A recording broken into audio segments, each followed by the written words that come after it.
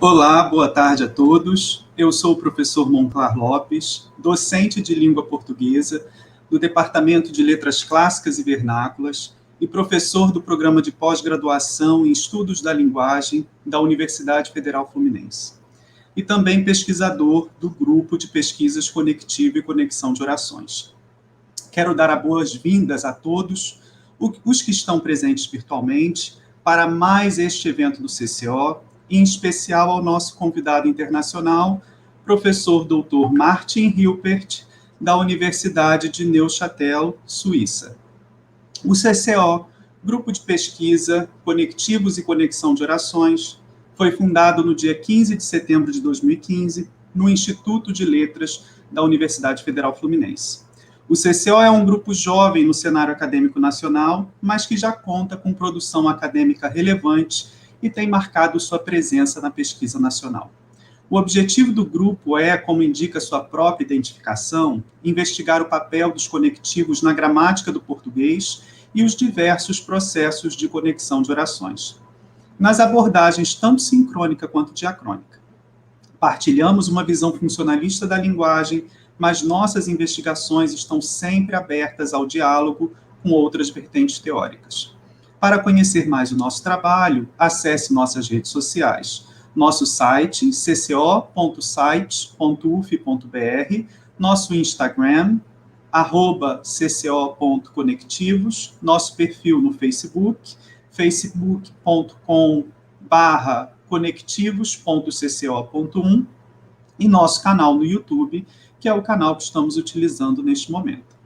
Nosso grupo é formado por 7 docentes da UF, da UERJ e do Colégio Pedro II, professor Ivo Rosário, professor Monclar Lopes, professora Ana Paula e professora Ana Cláudia, da UF, professora Milena Guiar e a professora Ana Beatriz Arena, da UERJ, professor Tarles Gervásio, do Colégio Pedro II, e também por doutorandos, mestrandos, alunos de graduação e outros interessados na temática que investigamos.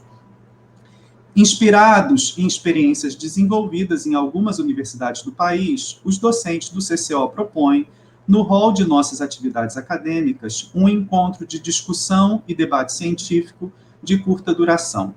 Trata-se do CONECT, em clara alusão ao nosso objeto central de pesquisa, os conectivos e a conexão de orações. O CONECT acontece bimestralmente, sempre com a participação de um pesquisador convidado, de membros do CCO e de interessados no tema. A estrutura desse evento consiste em 2 partes centrais, uma conferência e um debate. O CONECT é um evento de qualidade, gratuito, o que reforça nosso compromisso fundamental com uma universidade pública e aberta à sociedade.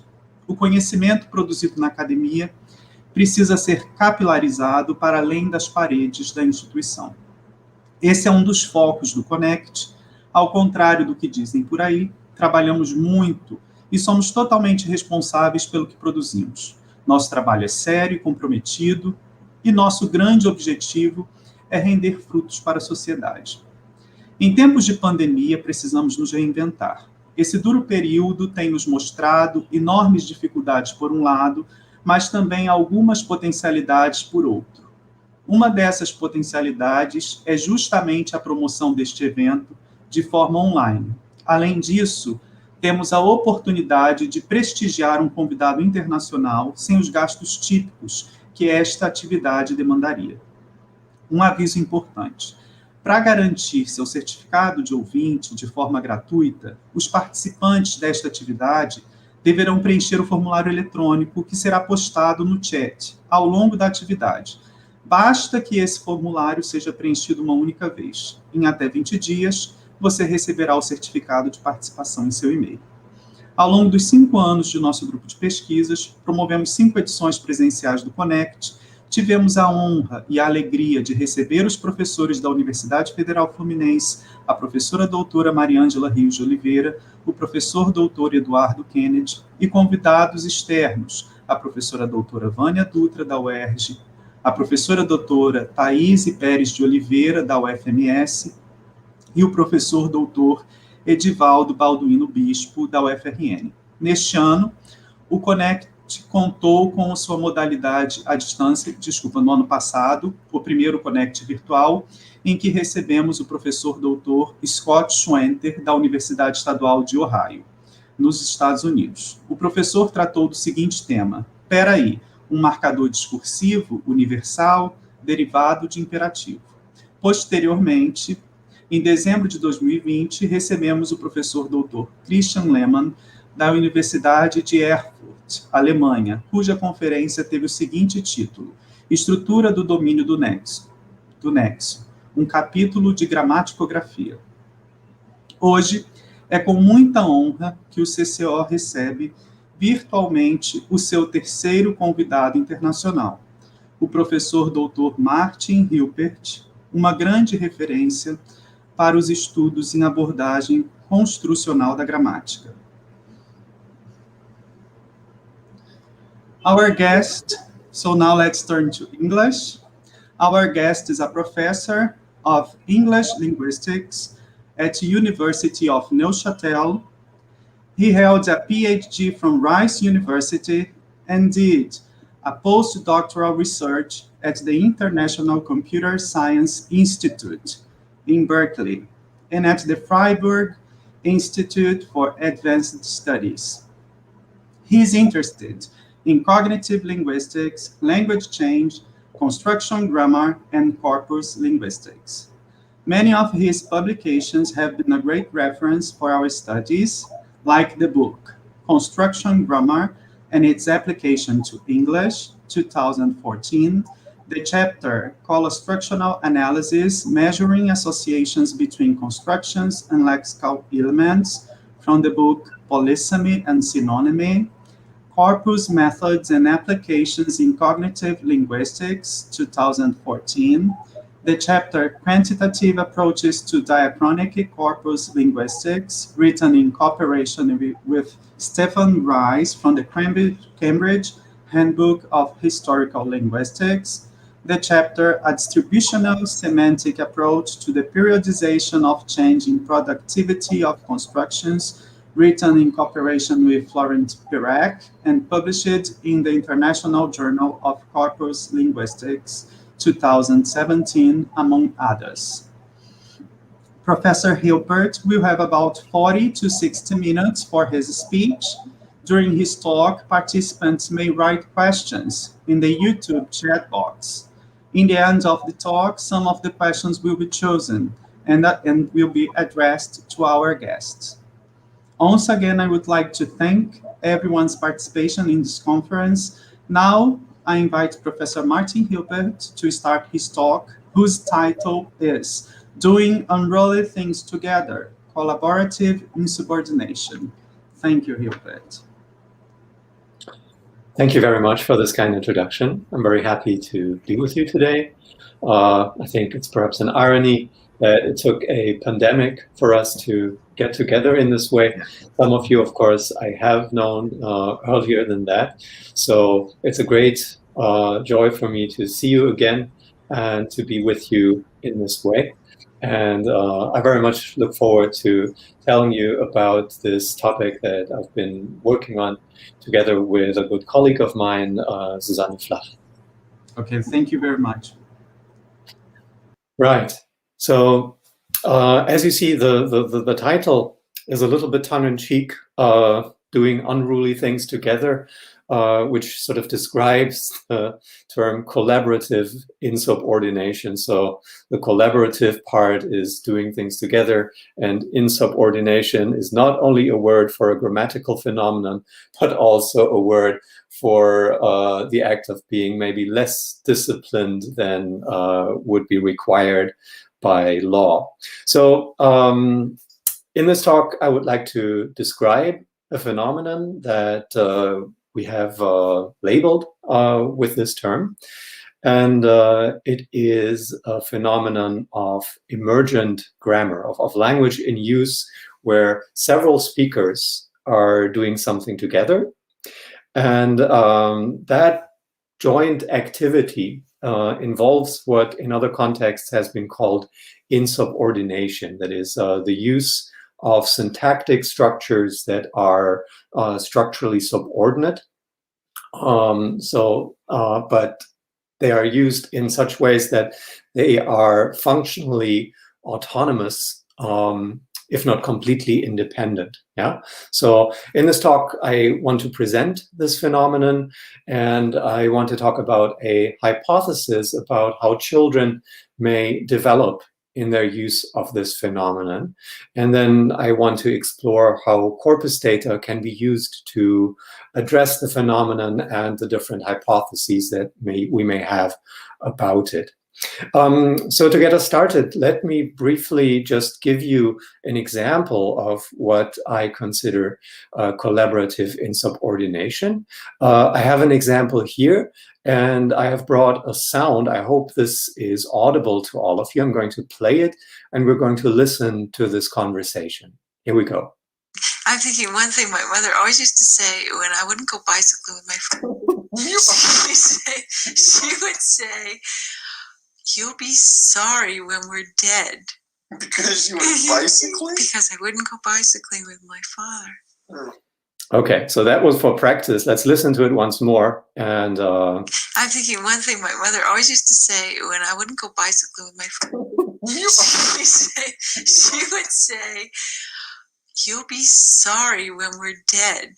Because you went bicycling? Because I wouldn't go bicycling with my father. Okay, so you see, it's a kind of humorous conversation between Daryl and Pamela. They're actually life partners. And what we're interested in here is the sequence that begins with Pamela saying, "You'll be sorry when we're dead." Yeah? And then Daryl adds, "because you wouldn't go bicycling." Yeah? So those two utterances belong together syntactically. Yeah, so you can analyze this as Pamela's part being the main clause, "You'll be sorry when we're dead," and Daryl adds what we could analyze as a subordinate adverbial clause, "because you wouldn't go bicycling." Now, this looks like something that you may be familiar with that goes by the name of co-construction, two speakers constructing a syntactic structure together. But I would like to point out right from the start that there is something more going on. So Daryl here is not anticipating material that Pamela would have wanted to say. Yeah, that's typically what co-construction is about. Rather, he's giving a response to what Pamela just told him. Yeah? So syntactically, the because clause is subordinate to Pamela's main clause, but pragmatically, with regard to function, it is independent. It works like a question. It even has question intonation. Now, let's look at another example, this time from child language. I'm afraid I don't have a recording for this, but it is nonetheless, it's easy to understand. So the mother says, "You're never going to get it out that way." And the child says, "I can." The mother thinks so. The child says, "Uh-huh." And the mother then says, "It takes an awful long time." And the child says, "To do this?" And the mother says, "The way you're doing it, yes." So again, we have a structure where one speaker produces what looks like a main clause, and the child, in this case, produces not an adverbial subordinate clause, but rather a non-finite infinitive clause to do this, which nonetheless is also a syntactically subordinate continuation of the main clause construction that the first speaker has produced. So that is the kind of phenomenon that we're looking at here. And I will try to explain what this phenomenon is in a bit more detail. So like co-construction, it is the collaborative production of a hierarchical syntactic structure or something that could be analyzed as such. There's something specific about it in that one speaker, the first speaker, produces a structure that I will call an anchor, something that serves as a fixed point to which other structures can be attached. And that anchor then is elaborated by another speaker through a continuation that is formally, syntactically subordinate, but functionally, pragmatically, it is independent. Now, why would this be interesting? Why is this something rather than nothing? Well, what drew me to it in the first place was that here we have something of a hybrid structure between an autonomous utterance, something that can stand on its own, and a continuation of someone else's talk. Yeah, so it's kind of like co-construction, but not quite. There's something more going on. I said earlier that I consider this as an example of emergent grammar. So here I'm making reference to Paul Hopper's idea of constructions that are emergent in discourse, grammar that emerges through language use, that is not necessarily something that is preconceived by the speakers. So at the time of speaking, the first speaker actually does not know that the current utterance contains an element that will function as an anchor for the continuation that the second speaker is producing later. Yeah, so this is something that unfolds in time without any of the two speakers being completely aware of what the final result is. Yeah. Now, you might think that, well, that's kind of that sounds strange, but once you look at actual data, it turns out that this phenomenon is actually quite frequent in spontaneous conversation. And I encourage you to monitor the language use of the people around you. I'm very sure that once you start looking for it, you will find examples pretty much in any conversation that you overhear. So there are lots of uses that adults produce, but we also find it in child language.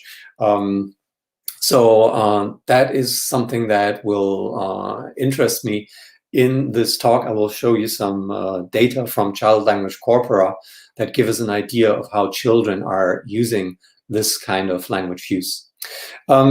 It's a phenomenon that is problematic to some extent for the idea of constructions as basic units of language, if what we mean by that are structures that are preconceived, that we think about and then try to produce as speakers to fit the template of what we already have in our minds. Rather, here we can really ask ourselves with regard to the examples that I showed you earlier and others that will follow, are these examples constructions, or are they a way of speakers using those constructions to create something that's ultimately something different? And this question for me, well, it's something that I've been thinking about long and hard, because I like to work with a framework that is called construction grammar, where one of the basic assumptions is that constructions really are the basic building blocks of linguistic knowledge, and there isn't really anything else in addition that would be necessary to describe speakers' knowledge of language. So to spin this a bit more positively, what I would like to think about in this talk is what the underlying generalizations might be that speakers turn to when they are producing examples of this kind together with their interlocutors. Okay, so with that in place, let me give you an overview of the next minutes. So I'll first try to describe and define collaborative insubordination in a little bit more detail. I will then turn to the forms, the syntactic shapes, and the communicative functions of collaborative insubordination. I will then put forward a hypothesis about collaborative insubordination in first language development. And I will discuss how we can use corpus data to shed light on that hypothesis. And then in the end, I will draw some conclusions from the data that we have observed. Okay, so that's the plan. And now, without any further ado, let's dive right into it. So what is collaborative insubordination? I already made the point that I think it's more than co-construction. It may remind you of what is usually called co-construction. It is very similar. It shares certain aspects with co-construction, but it is more than that. So co-construction, just to give you an example, is the collaborative realization of a construction by two or more speakers. So here I brought you another little soundbite that illustrates that. Let's have a listen. Turns out as a spouse, I get him free. Oh, really? So, It's a great class. Okay, I'm going to play that again because it's kind of fast. Turns out as a spouse, I get him free. Oh, really? So, It's a great class. Okay, so here we have three speakers. And the first speaker is Harold. And he says, it turns out as a spouse, I get in free. And then a couple of lines later, Jamie, his wife, adds to group classes. Yeah. So despite the fact that there are, well, a couple of utterances intervening between Harold's and Jamie's parts, it's clear that to group classes, the thing that Jamie pronounces here, belongs syntactically and semantically to Harold's I get in free. Yeah, so that's what co-construction is. We have two parts of a construction, and the first part is, again, you could call that a kind of anchor, but this construction is, well, it has a projection which is then taken up by the hearer who continues the syntactic project of the speaker. Quite often in co-construction, there is a temporal overlap and, of course, semantic overlap, and it's not unusual to observe instances of co-construction where the second speaker is helping out the first speaker who is trying to say something but has temporary processing difficulties.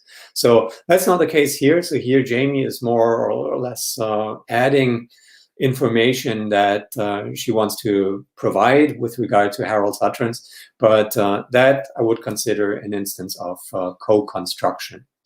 Now, with collaborative insubordination, there are several common features that we can comment on briefly.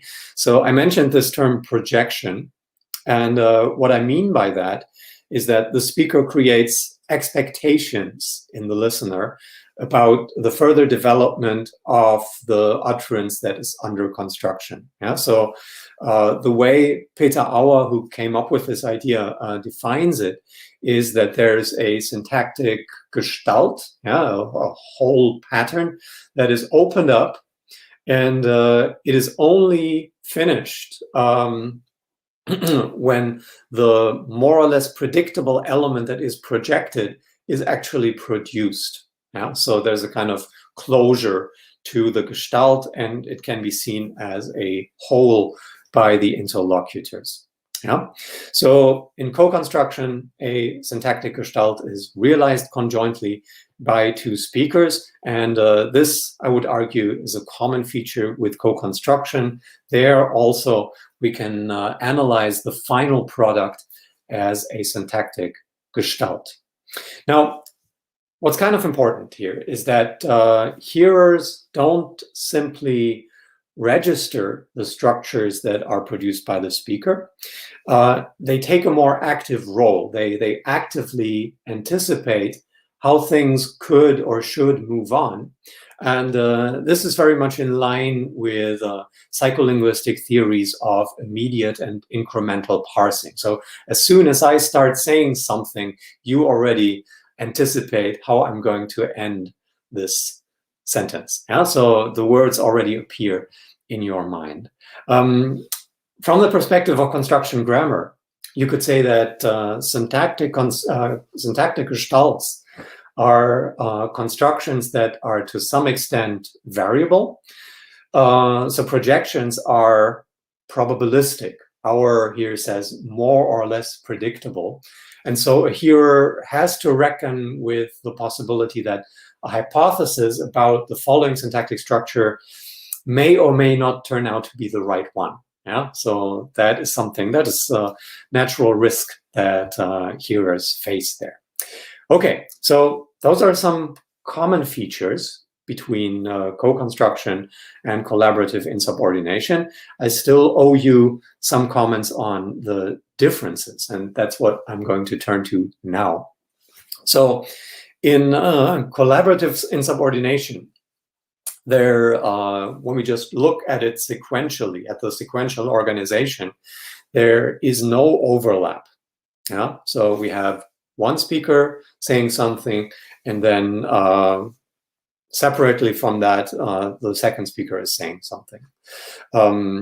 Secondly, the elaboration of the first utterance by the second speaker is, to all intents and purposes, a speech act that is autonomous. So pragmatically, it has a function of its own. It can be a clarification question. It can be a comment that the second speaker makes. It can be some kind of exclamative. And there are a couple of other functions that I'm going to talk about in a bit. But what is crucial is that the second speaker assumes the full social responsibility for the utterance. They can even disagree with the first speaker. Yeah, that's not the same in co-construction, where the second speaker sort of lends their voice to whatever it is that the first speaker has been saying. And we can see this in collaborative insubordination. For example, in the fact that items, grammatical forms, such as pronouns and grammatical inflections, are adjusted to the perspective of the second speaker. So here I'm going to show you an example of this from child language. The example plays out between a father and a child. And the father says, "I go to work all the time." And then the child says, "Because you can't forget your operation." And then the father asks, "What operation?" So he doesn't really understand what the child is getting at. What I want you to see here is that the first utterance, the father says something about himself. So he uses the pronoun I, yeah? And the child adds on what looks like a subordinate adverbial clause with because. And the child uses the pronoun you, which is co-referential with the father's I. Yeah. So that means that, well, this indicates that the child is really using the child's own perspective, where the father is referenced with the pronoun you, but still syntactically, the child's utterance is subordinate to the main clause that the father produced. So this refers to what I described earlier as the hybrid nature between dependent co-constructions and autonomous utterances that are completely owned by the speaker who produces them. Okay, good. So that's one key difference. Now, there's, of course, a second side to collaborative insubordination, and that is the insubordination part of it. Yeah, insubordination is a term that I have introduced here without giving you a proper definition. So let me correct that. Insubordination is a term that has gained a lot of currency through the work produced by Nick Evans, who has published influential writings on this phenomenon. So Evans defines insubordination as the conventionalized main clause use of what would appear to be formally subordinate clauses. So this is from a seminal paper where Evans discusses examples from a variety of different languages, but the English examples that he cites, there are examples such as, if you could hold this for a second, where I asked someone to hold something for me, or an exclamative such as, that it had to come to this. Yeah, so I deplore or I regret that it had to come to this. Now, Evans describes this as a potential case of degrammaticalization, which makes it interesting in and of itself. So cases of insubordination are, well, by definition, just the subordinate clause without the matrix clause or the main clause. And so we have a case of parataxis seemingly from hypotaxis, at least if you make that assumption that insubordination has developed from a full clause and it's only the subordinate clause that is left. So going along with that theory, we would have to analyze this as a gradual loss of syntactic integrity by way of matrix clause deletion. Now, I'm not saying that I disagree with this hypothesis. I have my doubts about it, but it's not the topic of this talk to debate the ins and outs of Evans' hypothesis with regard to insubordination. I just need to mention this here for the sake of completeness. So to flesh this out a little bit, Evans views the emergence of insubordination in terms of 4 different phases. So we have phase A, where we have a hypotactic arrangement of clauses where we have a main clause with a subordinate construction. Then there is a second phase, phase B, during which the main clause is elided. So we have ellipsis. In the third phase, we have the insubordinate clause, which acquires a conventional meaning that goes beyond the literal meaning of its words. So, for example, the conditional, if you'd come right this way, yeah, or if you could hold this for me. So if you'd come right this way, this can only be read as an invitation, not as an expression of a condition. Yeah, so that would explain why if you'd come right this way cannot be followed by something like that would be terrible. Yeah, so it has to be if you come right this way, that would be good. Yeah, so that's what it's meant like. So this conventionalization process can lead to structures that make it very hard to actually come up with a possible matrix clause. So for example, the complaint that it had come to this can theoretically be elaborated with something like, I regret that it had to come to this, or it's terrible that it had come to this. But well, doing so requires you to, well, have a bit of creativity. Yeah. So just to wrap this up, in stage A, we have the full structure. In stage B, the main clause is elided. In stage C, it's still possible to reconstruct a matrix clause, but it has to be of a certain kind. And then in stage D, it's virtually impossible or very difficult to even reconstruct a matrix clause. So that would, according to Evans, would be the final stage, so to speak, of insubordination. As far as the functions of insubordination are concerned, it seems, or it is fairly obvious, that they have a certain intersubjective quality. So they are pragmatically relatively special. Yeah. So insubordinate clauses are not neutral descriptive speech acts, but rather they are questions, they can be requests or threats or exclamatives. So Evans describes this as follows. He says, insubordination occurs in situations where a high degree of intersubjective alignment between speaker and hearer can be presupposed. That strikes me as insightful and also important. A high degree of intersubjective alignment that goes along with these insubordinate structures. And as we'll see, this is something we'll come back to when I talk about collaborative insubordination. Now, in contrast to collaborative insubordination, the classic Evans-style insubordination has no structural anchoring in the previous context. Yeah, so there's no projection from earlier material. Rather, I can start a conversation with someone by saying, if you would come right this way. Yeah. So, for example, a doctor who welcomes a patient into their their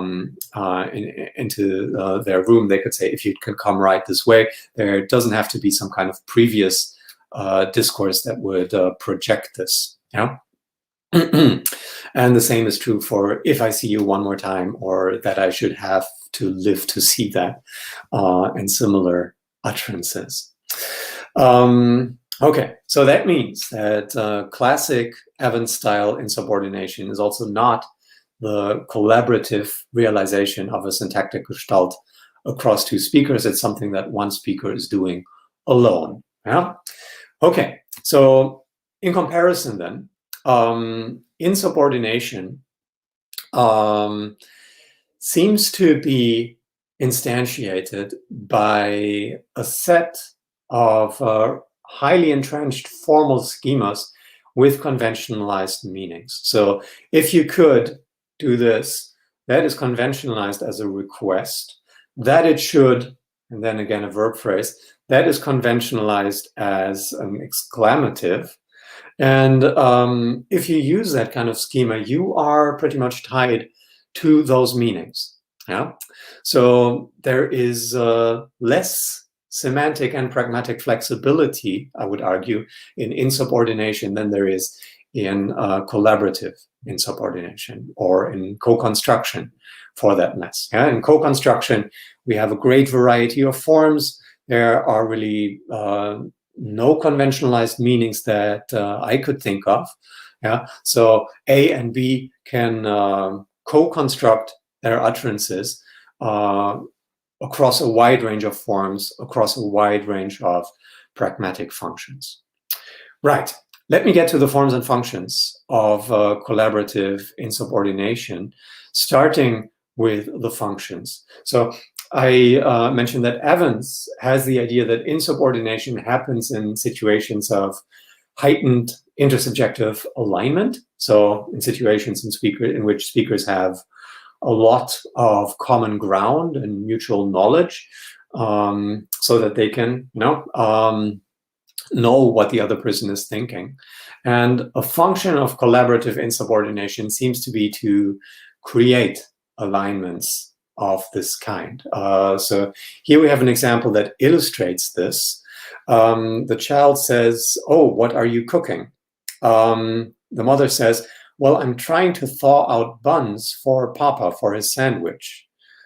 And then the mother says, "Put in the skillet." And the child says, "To bake."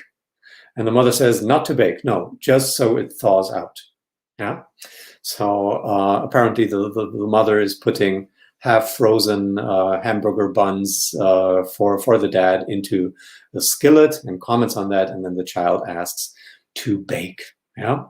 So what does the child do here? The child verbalizes an interpretation of the previous utterance, making sure that they understood what the speaker had in mind. Yeah, so why the mother was putting the buns in the skillet. Was it for baking them? And the mother, sure enough, well, helps the child create this alignment and clears up the issue.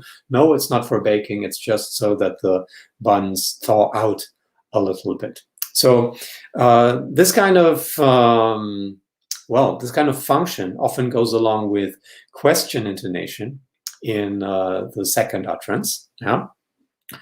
It is just as often followed by the first speaker giving some kind of feedback, some kind of response. So the previous speaker typically affirms or denies what the second speaker has advanced here as a possible interpretation. So that's one function, creating alignment. Now, collaborative insubordination does not always serve that purpose. It's not always about verifying an interpretation. It can also just be an elaboration of an utterance, fleshing it out, making it fuller, so to speak. So here we have the father saying, I go to work all the time. And the child says, because you can't forget your operation. Don't ask me how the child came up with that. The father clearly doesn't know either. Yeah. But what happens here is that the recipients elaborate and extend on an earlier utterance. You could ask me, well, isn't that like co-construction? Oh. To which I would say the elaboration is not really planned by the speaker. The recipient owns the elaboration. And as I mentioned earlier, there's the adjustment of grammatical person. So the child says you instead of I, because after all, the child owns this elaboration. Third function, another common pattern, is the classic adjacency pair of question and answer. So here the mother asks, why are you washing your teeth? And the child responds, because I have peanut butter on my face, which is a perfectly valid reason for washing your teeth and your face.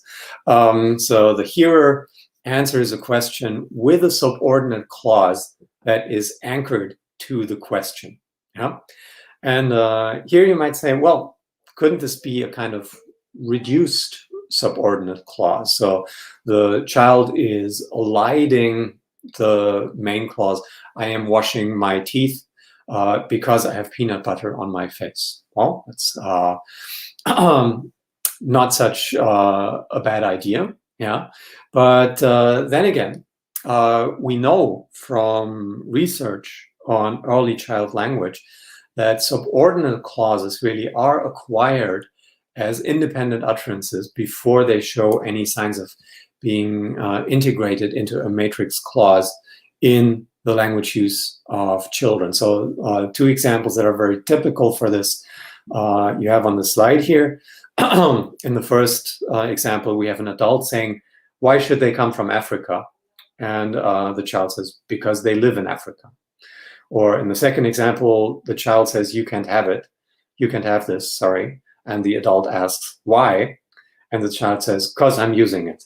Yeah, so that is pretty much the default for, well, adverbial clauses with because in early child language. They stand on their own. They have pragmatically an impact of their own. Right. I'm moving on to a fourth category of functions of collaborative insubordination, namely requests. So in this example here, we have the adult saying, bring a blanket for mommy. And the child says, give me Raggedy Ann. Raggedy Ann, if you look into the corpus, that's a name for it's a doll that the child has, and so the child wants the mother to give her the doll, and the adult is agreeing on a condition, namely on the condition when you bring the blanket. Okay, so what we have here is that the hearers express a request with a subordinate clause that is anchored to an earlier utterance. I'll give you Raggedy Ann when you bring the blanket. Yeah, right. So I've given you 4 categories that we find in the functions of collaborative insubordination. creating alignment, elaborating on an utterance, answering a question, and then making a request. Let me move on to the linguistic forms that are used for the expression of these functions. Up to now, the examples that we have discussed are mostly adverbial clauses with conjunctions such as because, if, or when. And the example here illustrates that. So that's again the father who says, I go to work all the time, and the child going, because you can forget your operation. So here the anchor is the main clause, and the collaborative insubordination is the adverbial clause with because. That's very typical, but the formal spectrum of collaborative insubordination goes a lot further. For example, a good amount of examples are illustrated by that clauses. So here we have the mother saying, what do you think happened? And the child says, that he died. Yeah. So the anchor is a complement-taking predicate, such as think, yeah, in the previous utterances. And this collaborative insubordination attaches to the anchor think. Yeah. So I think that he died. That's how this hangs together. Another common type of collaborative insubordination are relative clauses. So here the mother says, I don't know what kind of Indians you're talking about. And the child says, that we always watch. Yeah, so again, the anchor that appears in the first utterance here is a noun phrase. And then the relativizer that attaches to that noun phrase. So the kind of Indians that we always watch, that is the interpretation of the collaborative insubordination. Right. So I'm watching the time a little bit, so let me move on to another form, infinitive clauses. So the mother says, you're never going to get it out that way. The child says, I can. The mother says, think so? Child goes, uh-huh. And then the mother says, it takes an awful long time. And the child says, and here the collaborative insubordination happens, to do this. Yeah. So it takes an awful long time to do this. Yeah. The anchor is the verb that projects or allows a to infinitive complement. So it takes a long time to do this. And that's how this form of an infinitive clause in collaborative insubordination comes about. I'm sorry, I'm rushing through this, but this is the final form that I want to get to. Prepositional phrases.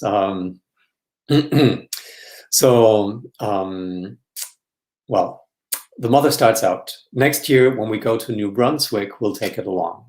We'll take our sheets and our blankets and our chairs and Eve's bed. And the child goes to New Brunswick. Yeah?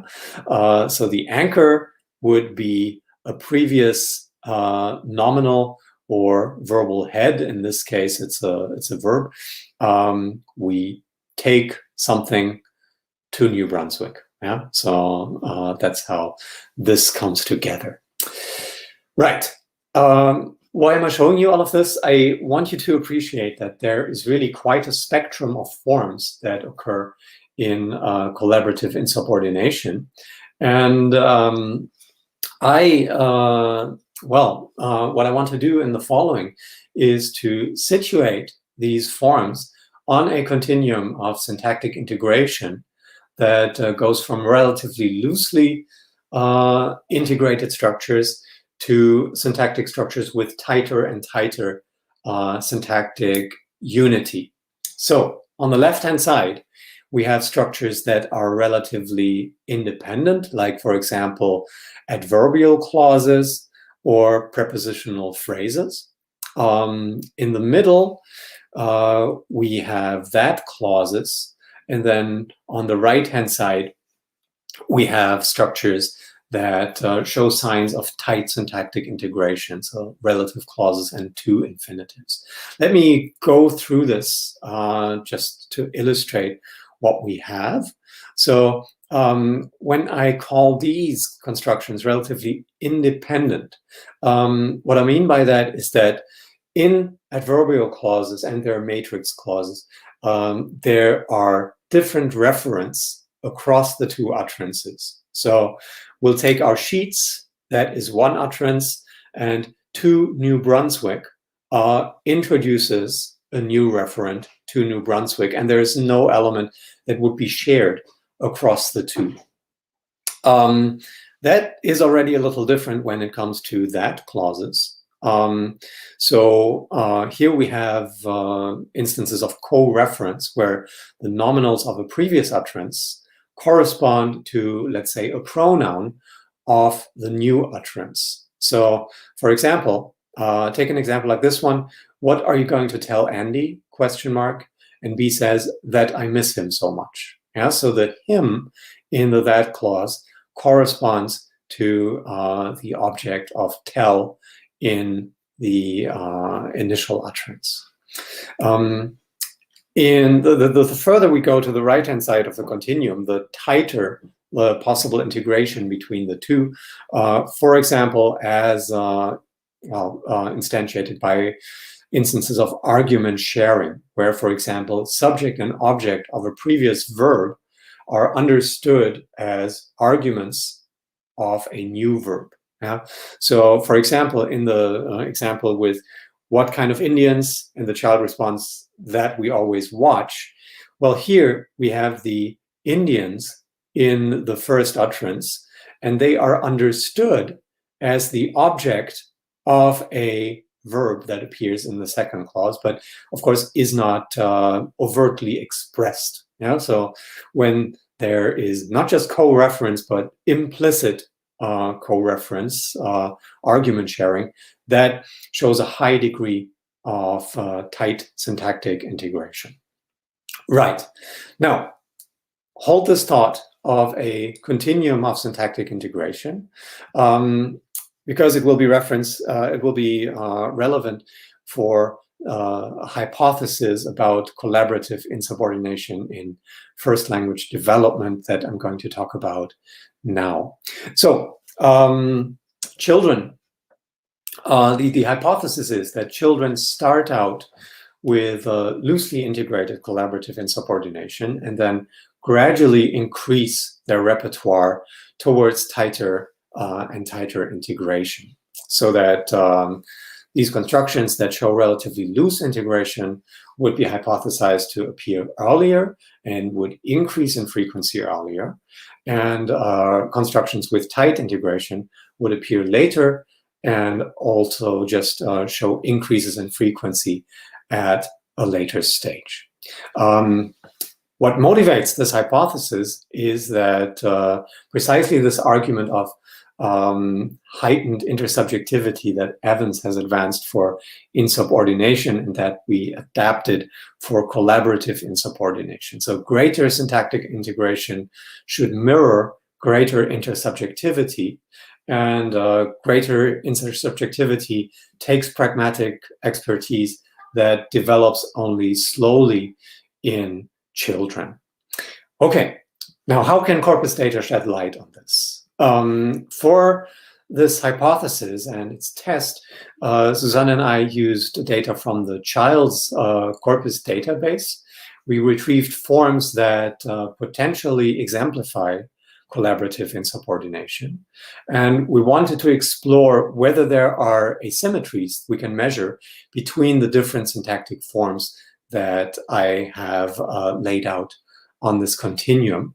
Now, a problem, of course, is that we're looking at lots of different forms that collaborative insubordination can take. And the fact that we're dealing with fragments makes it relatively hard to retrieve those forms based on syntactic tagging. Yeah?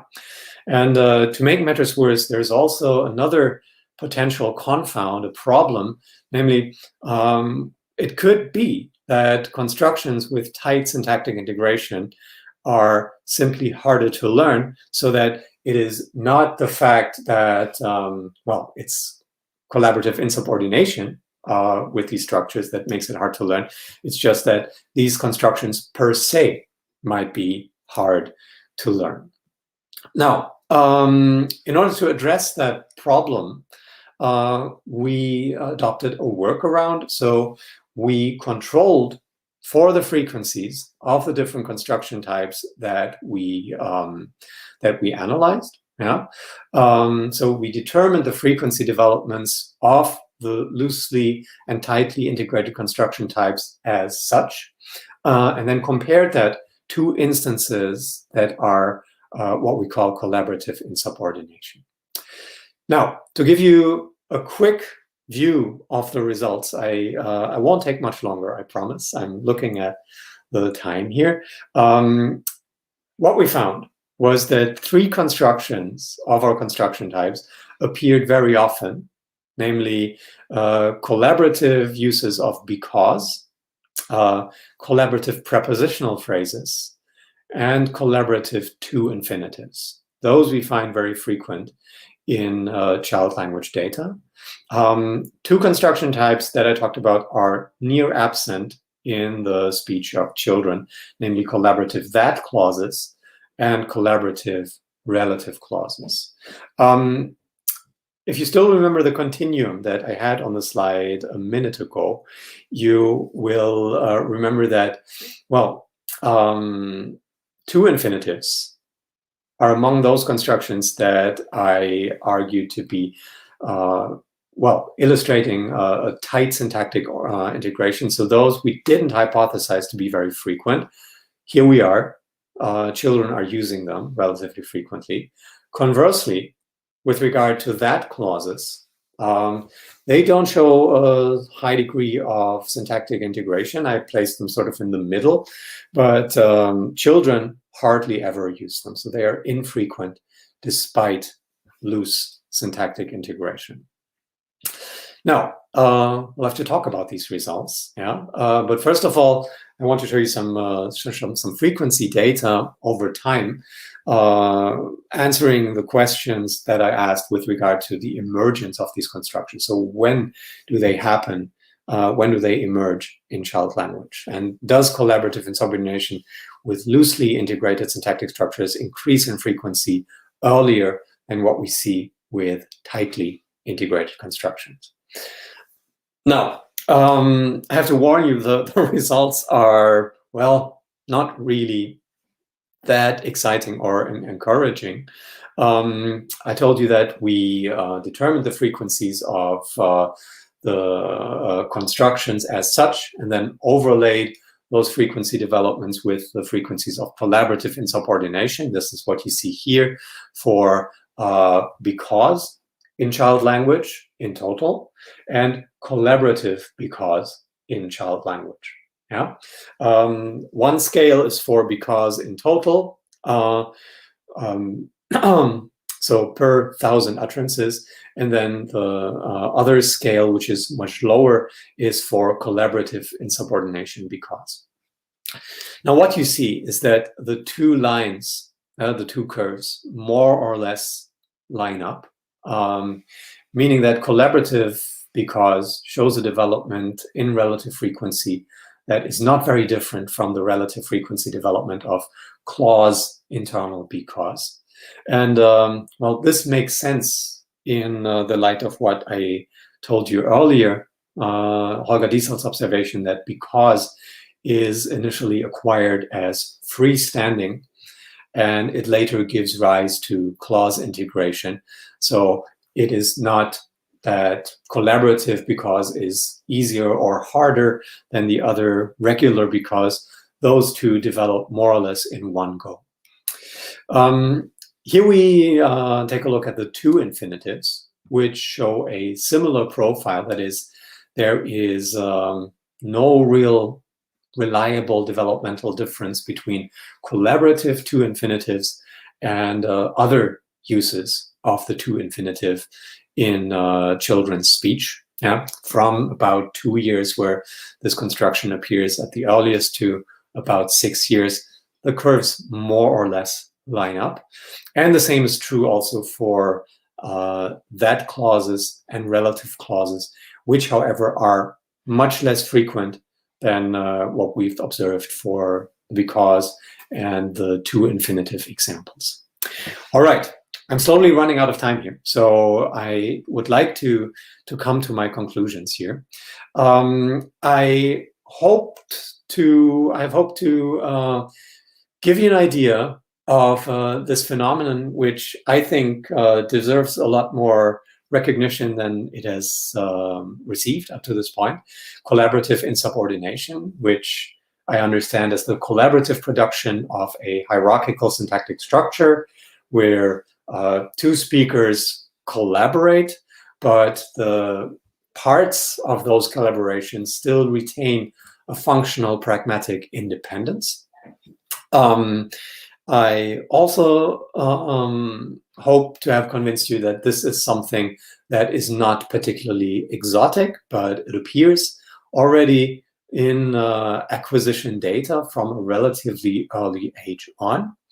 And then I wanted to address this hypothesis of syntactic integration and what collaborative insubordination might have to do with it. Yeah, so we see that three construction types emerge as frequent uses of collaborative insubordination in child language early on. And that would be adverbial clauses with because, examples with prepositional phrases. I haven't had those on the slides, but we do see them. They're quite frequent. And also two infinitives, whereas that clauses and relative clauses are quite rare. But even those develop more or less in line with the overall frequencies of those constructions in other uses, so non-collaborative uses. What's interesting with regard to that is that two infinitives are frequently used despite their tight syntactic integration with a previous anchor. So that was not something that we had predicted. And likewise, we hadn't predicted that clauses are infrequent despite the fact that they are only loosely integrated. So that means I have to end on a note of caution here. Syntactic integration is not the final answer when it comes to explaining when and how children start to use collaborative insubordination. And it made me think that when I decided to view collaborative insubordination through the lens of the continuum of syntactic integration, I think I implicitly adopted a perspective in which the complex hypotactic structures would be the implied standard of, what we consider the target of language acquisition, which may not be the target after all. Yeah, so the results suggest that it may be more appropriate, in fact, to approach collaborative insubordination on its own terms, without taking the full hypotactic syntactic constructions as some kind of standard or default. And with that thought, I would like to leave you and thank you for your attention. And if there are questions, I would be thrilled to discuss them with you. So I'd like to thank you again for your attention. And I'd like to thank also my colleague Susanne Flach, who has been working on this topic together with me. Thank you very much. Thank you very much, Professor Hilpert, for your brilliant talk. You gave us a lot to think about. My mind is now burning with ideas. We have some questions from the audience, okay? So the first one, I'm going to translate it. Just 1 second. So the first question is, considering that co-construction is collaborative in nature, then can we say that co-construction are real constructions, pairings of form and meaning? Yeah, so I would say that that's exactly the point. Yeah, so when we have co-construction, or at least that's how I would like to understand co-construction, both speaker and hearer have the same gestalt, the same syntactic shape in mind, and each one is contributing a piece. Yeah, So, but both have the full, complete picture in mind. In collaborative insubordination, I would say it's, well, the first speaker doesn't have the full picture in mind. And also the second speaker doesn't attempt to make one whole. Rather, they add something that fits, but that is nonetheless something of its own. Yeah. So whereas in co-construction, we have people collaborating on a puzzle. Well, what would be the best metaphor for collaborative insubordination? It's more like, well, taking something and doing something new with it. So misappropriating something useful. Sorry, I don't have the perfect metaphor for this, but that is how I would think about the difference between the two. Okay, thank you. So the next one is how to formalize these insubordinate constructions, considering that they are so different in terms of form. Yeah, that's the million-dollar question. So thanks for asking it. So I've thought about this, and I am vaguely pessimistic about this being possible. So maybe it will take someone. It will take a greater mind than my own to come up with a formalization that really captures what is possible. Isn't that, Hilbert, because we are looking for taxonomic relations? I think maybe if we invest in sequence relations, I think that's something different. Yeah. Yeah. Good point. Okay. The next. Okay. This one is in English. So a while ago, I have published an article with some thoughts on this, but it is in German. So it is. I think it is the only article that I have ever written in German. Okay. But I guess if you're interested, you can find it on my webpage and put it through Google Translate, and it will still be intelligible. So just if you need something that you want to reference, that should do the trick. But the latest version, so I haven't really brought my thoughts of this into a written format that I have. So no, that doesn't exist yet. So it's brand new. It is something. It is something that I'm working on right now. Yeah. Okay. The next one.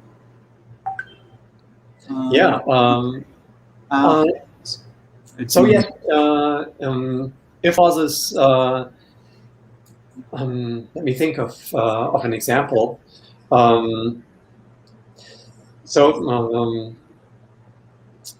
Okay, I have to make something up. Yeah, but these exist quite often in clarification questions. So let's say that I'm talking to my wife, and I tell her, I'm really not sure. And she then says, if we should go or not. So the if we should go or not then is a question that tries to clarify what I was going to say with I'm really not sure. Yeah, I could say no. I was thinking about something different. But this is how if clauses show up in this kind of pattern. Okay. Okay, the next one is already in English also.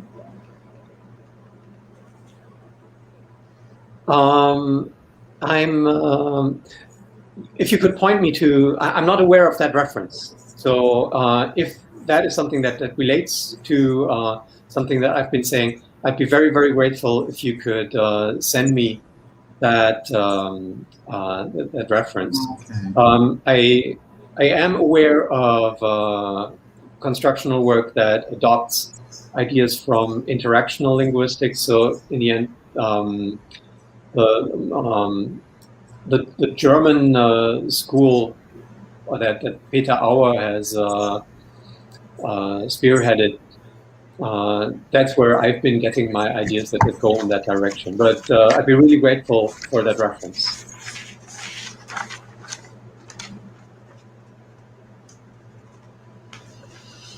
Futurity. I would have to check that. I would really have to check that. So, and this is just my gut feeling. I think a lot of the examples, at least in the child language corpora, are not so much about things happening in the past or in the future, but about the here and now. It's children negotiating with their parents what happens in that situation. Yeah. And it's not so much narrative or oriented to things unfolding over time. But I'm completely inventing here, yeah. So I would have to check the data to make sure that that's actually correct. Okay, I guess this one. Just 1 second. So I will translate this one. Yes. Could the frequency of to infinitive be explained by an analysis by the child of to as a preposition? I've thought about that.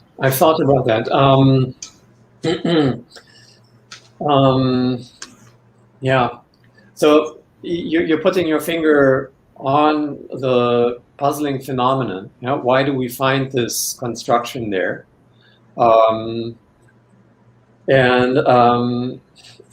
It's either what you suggest, yeah, or it could be that this construction lends itself to use by children because it's relatively short and simple.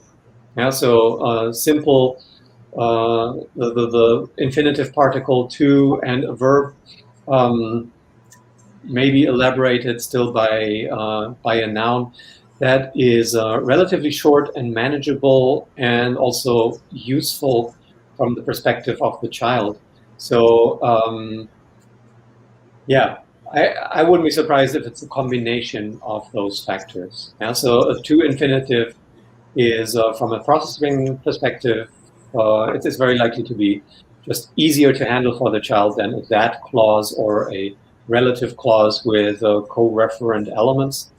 And so that might be the explanation why it appears more frequently in child speech.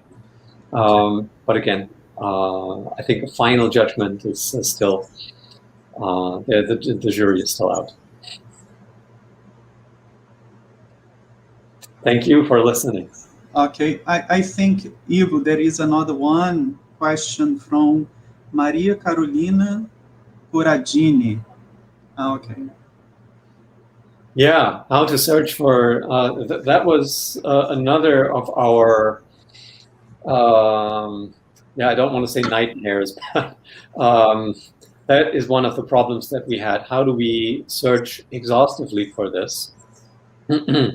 Ultimately, our strategy was to search for the structures themselves and then go through the examples and so line by line, looking at each example individually to decide whether or not something was an example of collaborative insubordination or something different. Yeah, and well, child language corpora, if you've worked with them, you know that they are quite messy. Yeah, and sometimes you really have to look at a lot of context to decide whether or not this belongs to something that happened earlier or whether it is, yeah, just something that is incomprehensible or something that forms a coherent syntactic structure. So I don't think it is possible to write just the right complex regular expression to extract automatically all the examples. I think it's necessary here to go into the data and look at it qualitatively and manually, and then decide whether an example fits or doesn't fit. Okay. Okay. Flavia has sent the reference that you asked for. Excellent. And then I'm going to Oh, okay, I'll check that out. Okay. Thank you very much. Okay, that's here. So I'm going to translate this last one. Understanding that insubordinate constructions, as they come apart due to an effect of increased pragmatics, become more conventionalized and therefore less dependent on the context. Can we say that there is a continuum of constructionalization? So for the insubordination, the Evans style insubordination, I would say that's exactly what's happening. I would say, yeah, there we can talk about constructionalization. I'm not quite sure if, well, insubordination being kind of a hot topic, I'm sure someone has already said that, okay, we can analyze the emergence of insubordination in this conventionalized meaning as an instance of constructionalization. I would definitely be on board with that idea. Yeah, with regard to collaborative insubordination, well, there, first of all, I'm not sure if the end product is really a construction. So if we can talk about constructionalization, well, in constructionalization, the end product is a conventionalized form meaning pair, right? So if we're not sure that we have that with collaborative insubordination, then I don't know if this term constructionalization is really the right one. But on the other hand, I also don't have a good alternative that I could give you here. I'm really, all I can do is put this out as a question, yeah. And if anyone has a good answer, I'd be very much interested to hear your views. Okay. Okay, just to finish, I have a comment. It's not a question. Listening to your speech, I started thinking of what cognitive psychology has been calling theory of mind.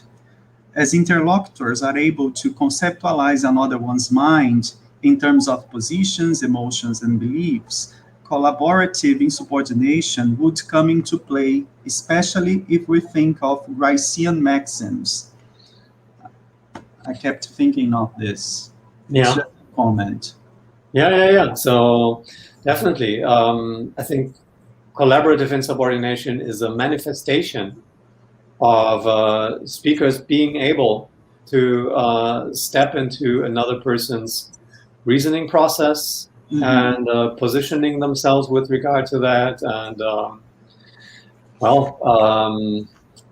creating alignment of minds. So if you've come away with that impression, then that makes me extremely happy. That's exactly the kind of idea that I wanted you and everyone else to have and to take away and to think about further. Yeah. Yeah. Okay, thank you. Just 1 second. I'm going to speak with the audience in Portuguese. Then I say goodbye. And mais uma vez, lembramos que todos devem preencher o formulário cujo link está no chat. Esse preenchimento funciona como lista de presença para que todos recebam via e-mail o seu certificado, que será enviado até 20 dias após o evento. E antes da gente se despedir aqui do professor Hilpert, também gostaria de aproveitar esse momento para divulgar os nossos dois próximos eventos neste canal. No dia 6 de maio, de 16 às 18 horas, teremos o Diálogos com a Educação Básica, com o professor Dr. Robson Carvalho, da Unifal, Minas Gerais. O título da fala é Produzir Textos na Educação Básica, o que diz a BNCC. E no dia 6 de julho, teremos o nosso quarto CONECT Virtual com o professor Graeme Truesdale, da Universidade de Edimburgo, Escócia. Okay? So, once again, we would like to express our gratitude to Professor Hilpert. We hope we can sign new partnerships in the near future. We would like also to thank the audience for their participation. Okay? So, thank you, Professor Hilpert. It was a pleasure to have you here. Thank you very much. It was a pleasure being with you. Okay.